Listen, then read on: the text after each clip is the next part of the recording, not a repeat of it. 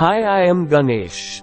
Today I am going to talk about basics of Scope 1 emission, Scope 2 emission and Scope 3 emission.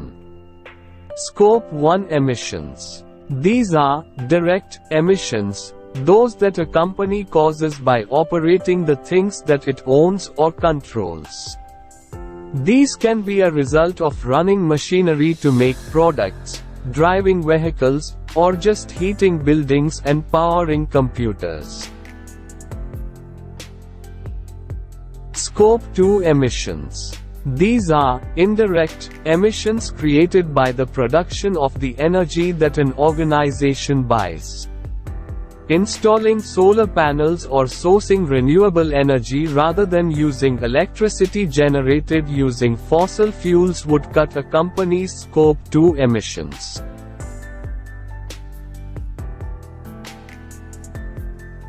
Scope 3 emissions. These are also indirect emissions, meaning those not produced by the company itself, but they differ from Scope 2 as they cover those produced by customers using the company's products, or those produced by suppliers making products that the company uses. Scope 3 emissions, also called value chain emissions, can come from both upstream and downstream sources. Upstream Scope 3 emissions are those that result from the production of goods and services that an organization uses. For example, if a company buys steel from a supplier, the emissions resulting from the steel production would be upstream Scope 3 emissions for the company. Downstream Scope 3 emissions are those that result from the use of an organization's products or services.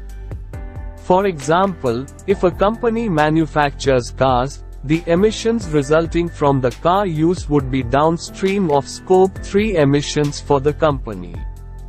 One example of a Scope 3 emission is the indirect emission of greenhouse gases from the consumption of purchased goods and services. For example, when a company uses electricity generated from coal-fired power plants, the emissions associated with the coal combustion are considered Scope 3 emissions.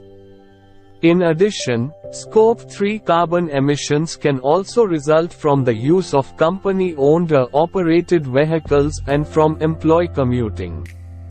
Other examples of Scope 3 carbon emissions include waste generated in operations and upstream transport and distribution.